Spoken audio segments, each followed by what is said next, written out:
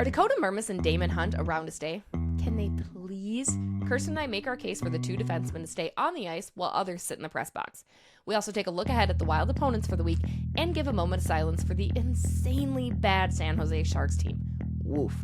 As always, we're created by New Voice Studios, presented by SotaStick, brought to you by talknorth, Greenbelt, Royal Credit Union, Livea, and Jim Beam. This is Season 5, Episode 202. Want a surefire sign it's hockey season in the state of hockey? The Minnesota Wild and SotaStick collaborations are back and better than ever.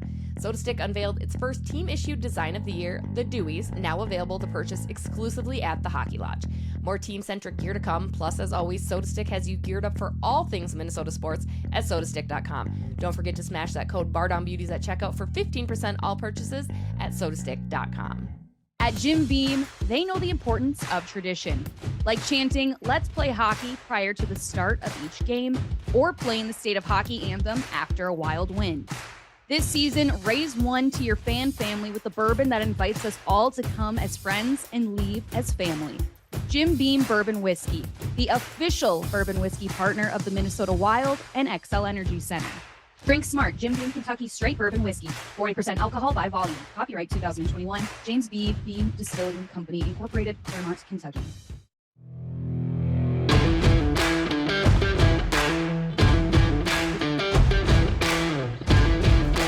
Hello, everybody. What's up? Bardown Beauties, episode 202. I'm Jessi Pierce, writer for NHL.com, mom of three, a slew of other things, including selfie extraordinaire.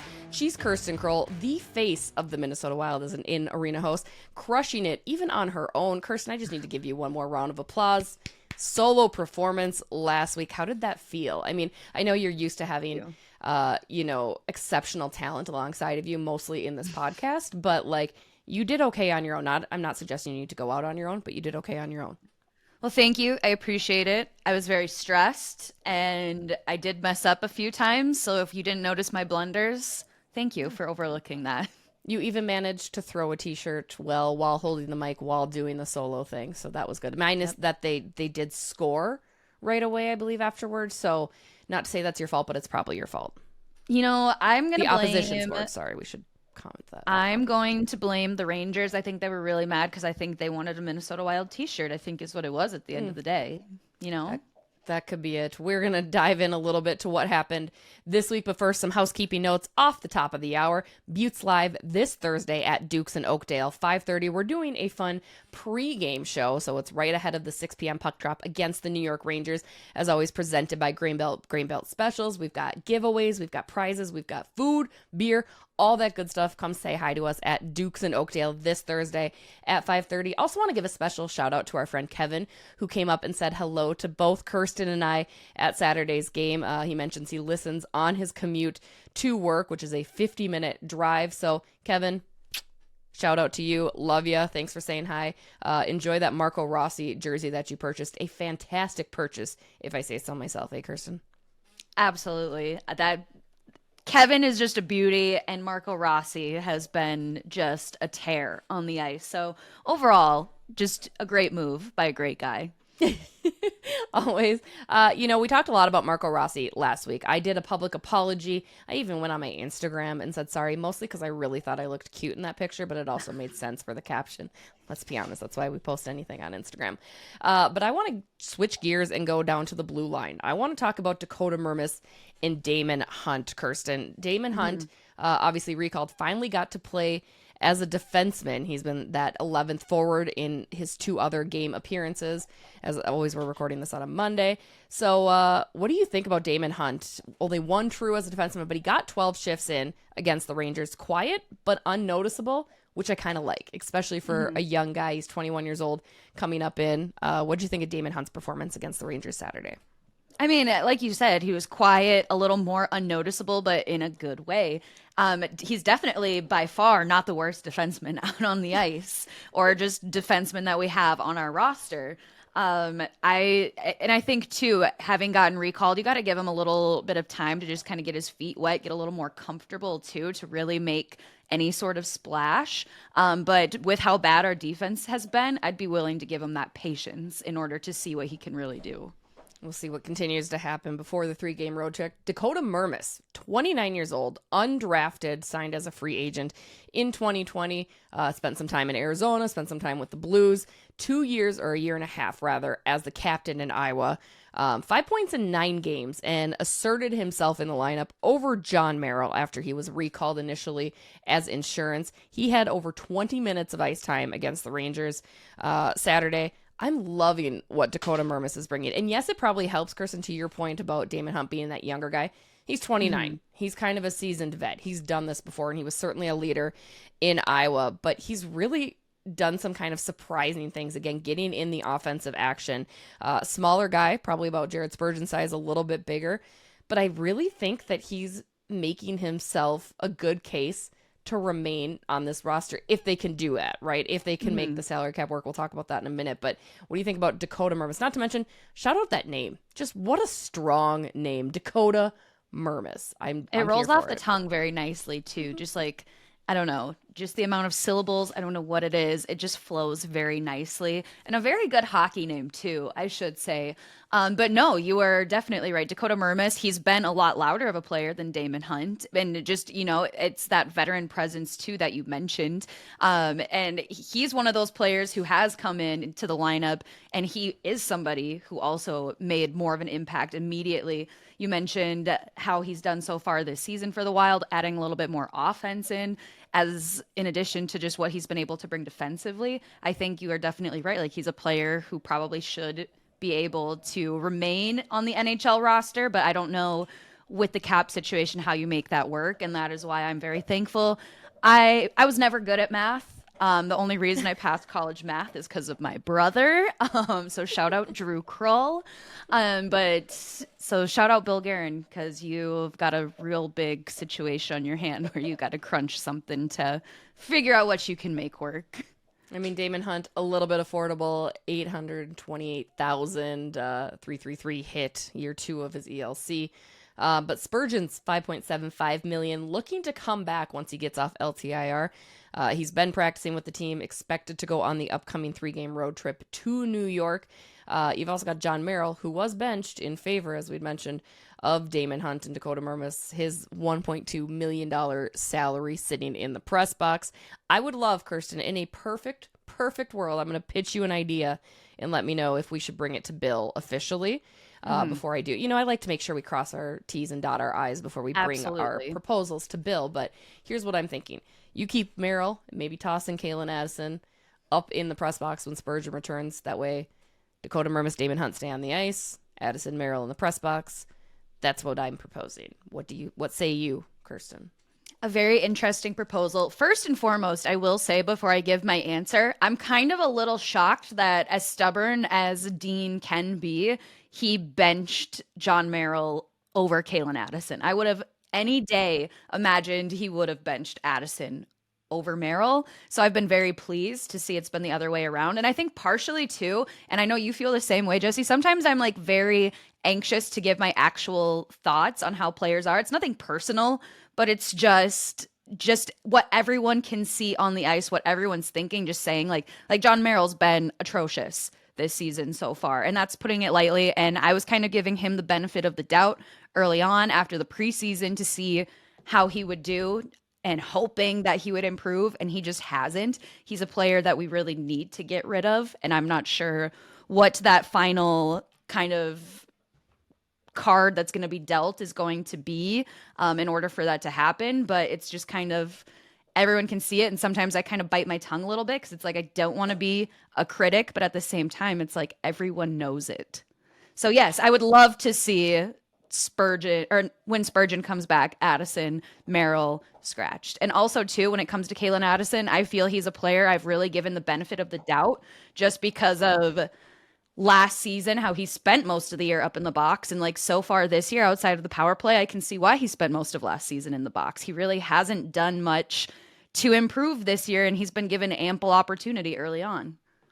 It's been a rough go for both Merrill and Addison. But you're right. That's something that I kind of wish I'd asked Dean before they hit the road here. Like, why did you bench John Merrill? And Dean is never going to throw his players on the bus, right? He's very cautious on the criticism, which I respect, right? You're a coach. You don't want to piss any of your players off. We can criticize all we want. We're not trying to piss them off, but we can criticize. But I am surprised given that Kaylin Addison was kind of in the doghouse for the majority of the year last year. The only thing I can find maybe different is Addison's value on special teams. Naturally, now he's certainly not on the power play anymore. He was demoted from that top unit as they do an all forward power play as of last game. But he's been on the PK, which has been pretty solid. So I'm thinking that's probably the one thing that kept a leg up. Plus, he's got 5 assists to Merrill's 2 assists. However, he is also a -3 on the year so far, whereas Merrill is even. So interesting dynamics to say the least, but I would agree. I would like to see what happens moving forward. As we'd mentioned, Daemon Hunt, not blowing us away by any means, but I like the unnoticeable young players more than a noticeable John Merrill on the ice, because it's not a noticeable in a good way at all. So we'll see what happens. Moving forward to looking ahead this week, New York State in mind, baby. We've got a lot of games out east. They got the New York Islanders on Tuesday, followed by the Rangers, Sabres, Thursday, Friday, back to back, and then they come back home for the Stars on Sunday. Kirsten, what do you think? What are they going to go? What's the record going to be for your Minnesota Wild this week on the road, which did not go so well this last go-around, if we mind, winless road trip? Are they going to eke out a win? Are they playing the right kind of hockey to be successful against 3 very good teams on the road, plus a very good team when they come home? People are not going to like this answer, but first off, you need to play the first 20 minutes. You can't just show up late in the second period and really close the deal in the third to force overtime. And you can't constantly play from behind when your team just isn't that good. Offensively, you have the talent, but also your offensive players also aren't great when they go back to do defense. And our defense is not strong enough to consistently play from behind. And I mean, it's just kind of the Wild team that we've seen over the years, where they're used to like being able to come back in games, but that's exhausting, especially when you are playing against good teams. I see them this week maybe coming away with 1 win, and I think potentially it could come against Buffalo. Okay, so we're thinking like 1-4, or are we going to eke out 1-3-1? Let's get an official record prediction, mostly because I will make this into a graphic that will live on our social media channels forever, that we can't go back on it. So I'm going to need hard numbers, Kirsten. Hard numbers. Let's go. 1-4. 1-4. No faith. No turnaround. I'm sorry. Wow. Sorry. I've had faith. I've been patient, and I still have a little bit of patience because I'm kind of like, it's still early in the season, but just what I've seen recently from this team has been so incredibly frustrating.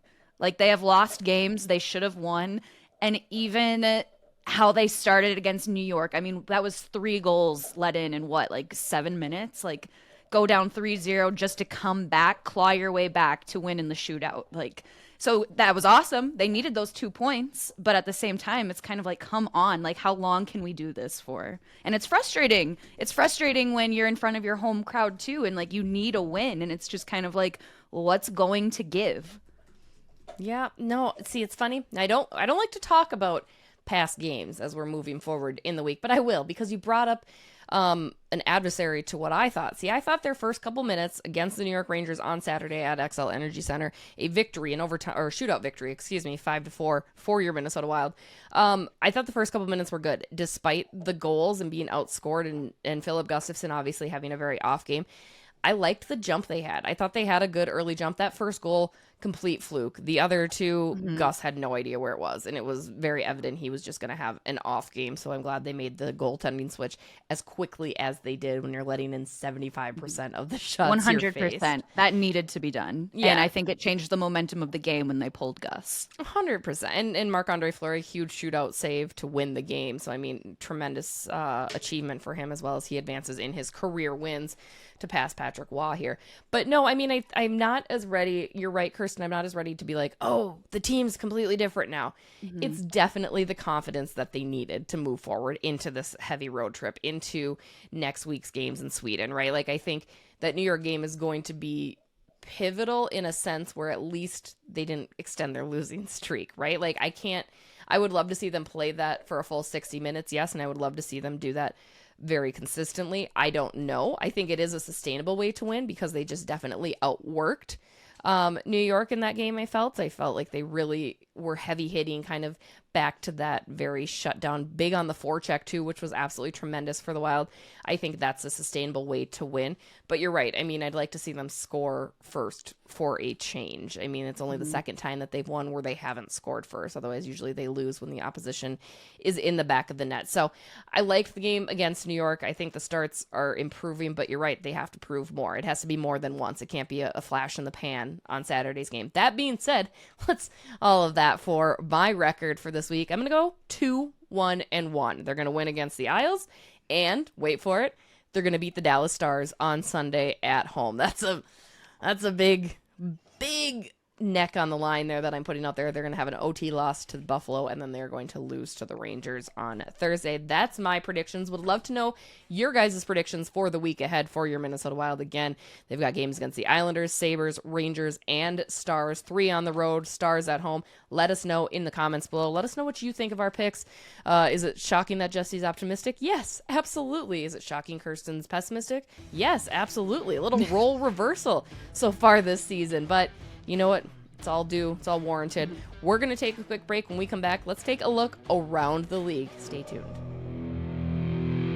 Hey guys, Jessi Pierce here with Bardown, Beauties, and NHL.com. This fall, let's get back to a healthier you. Livea has helped me drop a whopping 30 pounds and 21 inches, plus has given me back the energy I need for a busy mom and sports reporting lifestyle. Don't wait another day. Start your weight loss journey today. Livea's doctor-recommended program could help you lose up to 10 pounds in the first 2 weeks. If that's not enough incentive, sign up today and get your first 3 months absolutely free. Find your healthy lifestyle today by calling 855-GO-LIVEA or visit livea.com. We're back. Let's take a look at some things around the league that are certainly sticking out. First of all, LOL at the San Jose Sharks. I shouldn't laugh because it's probably going to give you bad karma to make fun of a team that is so incredibly bad. Not only are they winless, which means they are 0-10-1 as of Monday when we are recording this, they are, Kirsten, the first team in 58 years to allow 10 goals in back-to-back games. Last time that was done, the Boston Bruins in 65 and 66. They have a goal differential of minus 43. There is nothing good about the San Jose Sharks team. Mikhail Granlund, Kaapo Kähkönen, Nico Sturm, Luke Kunin have combined for 2 points, 1 goal and 1 assist from Kunin. Yes, those names all sound familiar because they were Minnesota Wild players. Shocked that Granlund is struggling like he is. A little bit more surprised that Luke Kunin's kind of having a resurgence of sorts. Kähkönen's their third goaltender, so I don't really know that it's much on him. And Nico Sturm is kind of just Nick Bukestad lookalike with less points. I'm sorry. I couldn't stop laughing. He's got a Stanley Cup. Nico Sturm does have a Stanley Cup. This is true. We talked earlier, in our season preview episodes leading up to the year that we knew San Jose was going to be kind of trash. Did you anticipate this big of a dumpster fire in San Jose? I don't think this big of a dumpster fire could have been predicted, and you would hope it wouldn't be. That's just so bad. If I'm part of the San Jose Sharks, I don't know if you go in and do a Aaron Rodgers type darkness retreat to kind of find some answers you're looking for, or you just blow everything up and fire everybody and rebuild an entire new team. I don't know what you do at this point, but that is just so bad.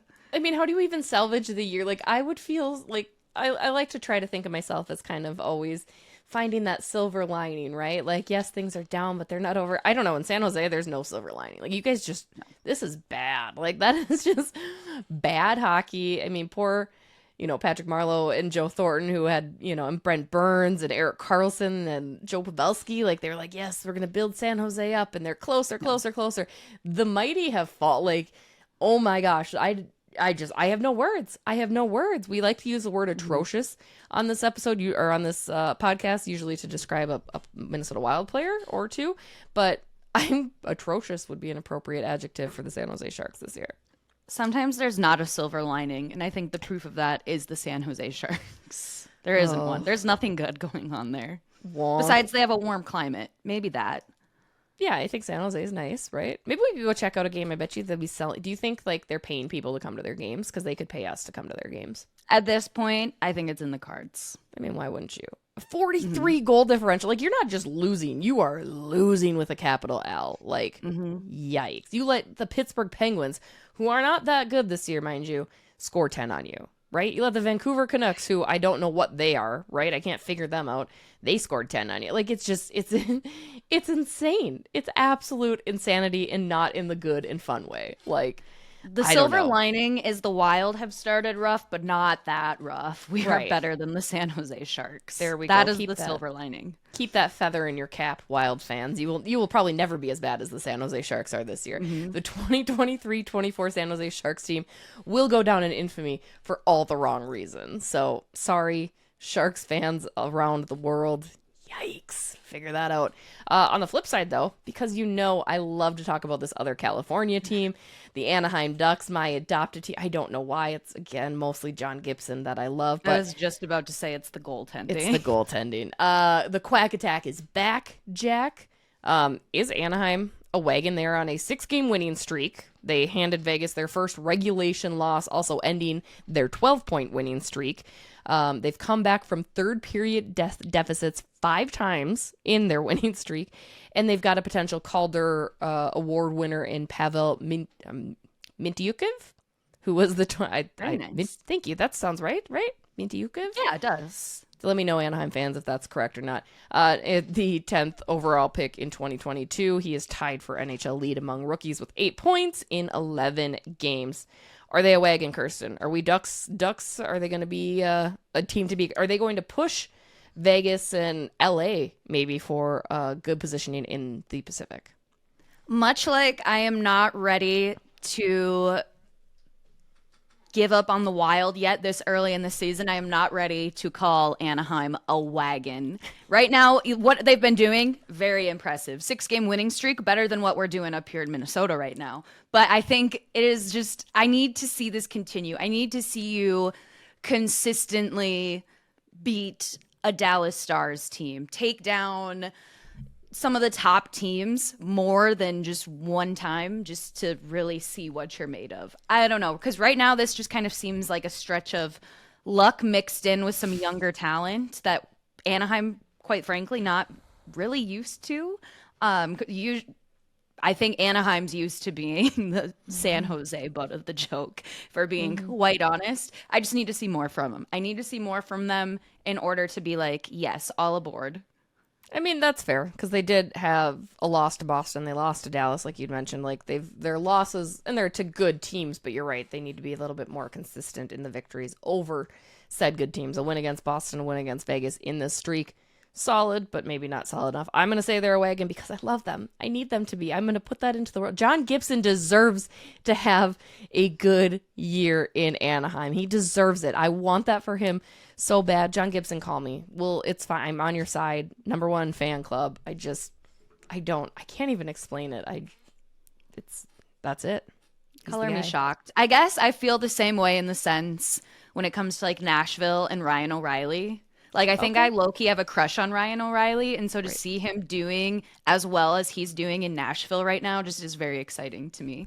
There you go. That's fair. I haven't even checked in on Nashville. How are the Preds doing? Are they doing better than they were last year after we put such high expectations? And I mean by we, you and I, putting high expectations on the Preds every single year after that. Absolutely. Hold on. I'm going to look up their record in real time here. So everyone stay with me for 1 second. Yes, I love this. This adds a little bit more pressure too. Well, they most recently beat Con McDavid, our close personal friend, with a Ryan O'Reilly hat trick and 4 points with a 5-2 victory. Record. Where can I find that on their website? I could Mind do the you, math. the 2-7-1 Con McDavid Oilers, because yikes, talk about another team that's running into a train wreck, which, you know what? I don't feel bad because I predicted that. Everybody thought I was crazy. Everyone's like, oh, Edmonton's going to be this best team. No, they're not. Look at them. What a mess. Okay, so I mean, Nashville's probably about 500 right now. They, hold on. They won 5-1 over San Jose, so take that as you will. Oof. They've lost twice to Vancouver. If they potted 10 on them, it would have been a better story. Yeah. Yeah, so, take it with a grain of salt. But I think they're on the upward trajectory. It's still early on. Mm-hmm. Yeah. Nope. That's sure. We'll give it to him. That's not bad. You're Well, right. I mean, why not? It's just very on trend. Continuing to give Nashville the benefit of the doubt when we maybe shouldn't. Always. Every Gustav time. Nyquist also getting a high stick to the face a couple days ago and picking up his teeth off the ice. I couldn't Hockey tell guy. if his like mouth guard ripped and like his teeth were like in the mouth guard. I don't fully know, but like I saw the close up kind The of. fact that he as could close as find get. them, like, yeah, he was literally on the ice on his hands and knees looking for his teeth. Like, it reminded me of me looking for my contact, but I'm blind then and I can't see and I could never find it. Like, that's just impressive. And not to mention, is there a point to finding them? Like, they're not putting those same teeth back in your mouth, right? Do hockey players keep their teeth like as like a souvenir Put it under their or pillow. like a I don't know, just like a thing. Like, yeah, these are all the teeth that got knocked out of my mouth during a game. Like, You know, I you don't know, could do make they- some really creepy, like, shrine, not a shrine, but like some sort of creepy memorabilia situation. Do going they on. mail their teeth to the player who knocked them out of their mouth as well as the dental bill? There, you know what? That's what These- I would do. This is a story. These are questions that I'm going to talk to Jake Middleton, first of all, then probably talk to Jule Eriksson Ek, because those two I know have lost significant amounts of teeth. Pat Maroon, I think, is toothless. We'll get Ryan O'Reilly in on his thoughts, probably Gustav Nyquist as well. Yep. Hard-hitting questions. These are the things you only learn and ask with the help of the Bardown Beauties podcast. So you are very, very welcome for that.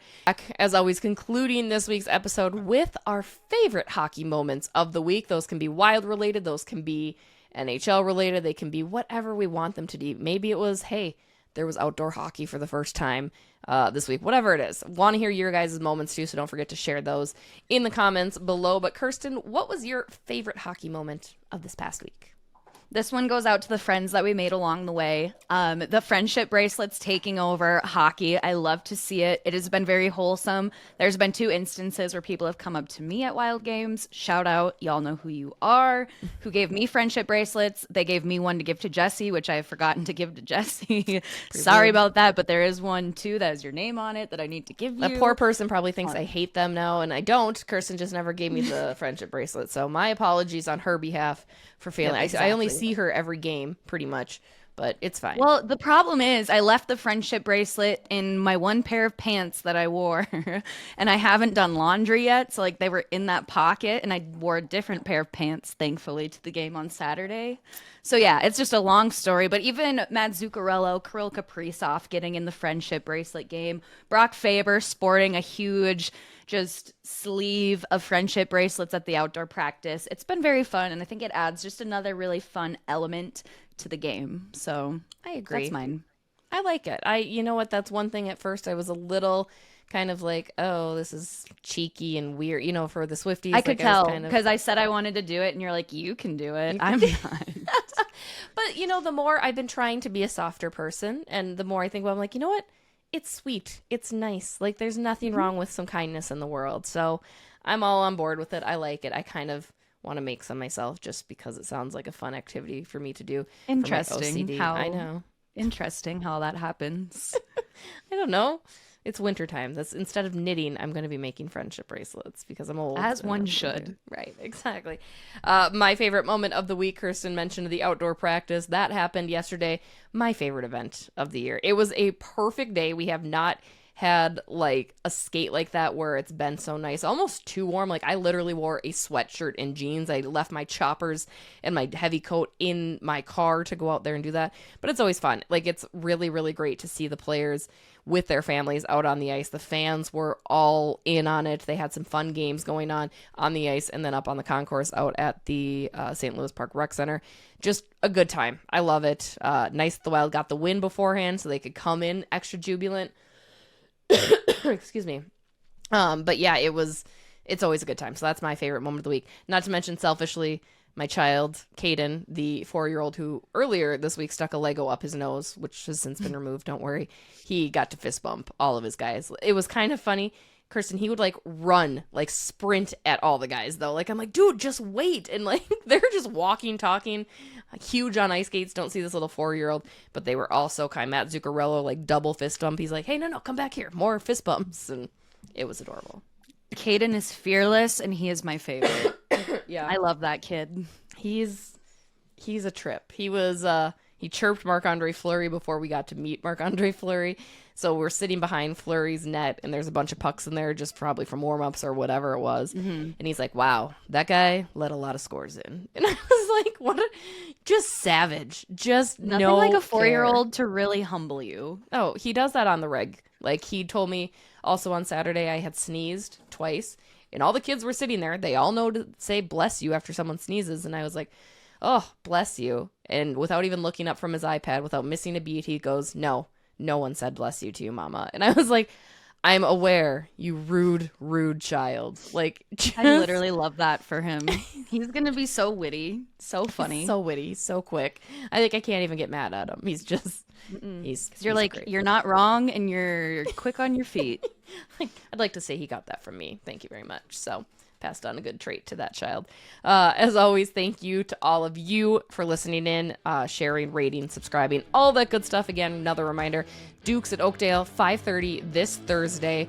Going to be a great time pre-gaming the Wild Rangers game that starts at 6. Cannot wait. With that, shout out to Grainbelt, shout out to Talk North. Don't forget to use code Bardown Beauties on your purchases over at Sotastick. The first Hockey Lodge shirt dropped, the Deweys. Make sure you check that out. Also, shout out to Livea. Don't forget to mention my name and get your Livea journey started today. And as always, Jim Beam Royal Credit Union as well. You guys are the best, the very best podcast listening fans that we know. Reminder, if you guys see us, say hi. We're nice. We're friendly. We love to say hi, take pictures, all that good stuff. Because truly, we could not be more appreciative of what you guys bring. On behalf of myself, Kirsten, and Fred, we will see you next week. Have a great week. Go Wild.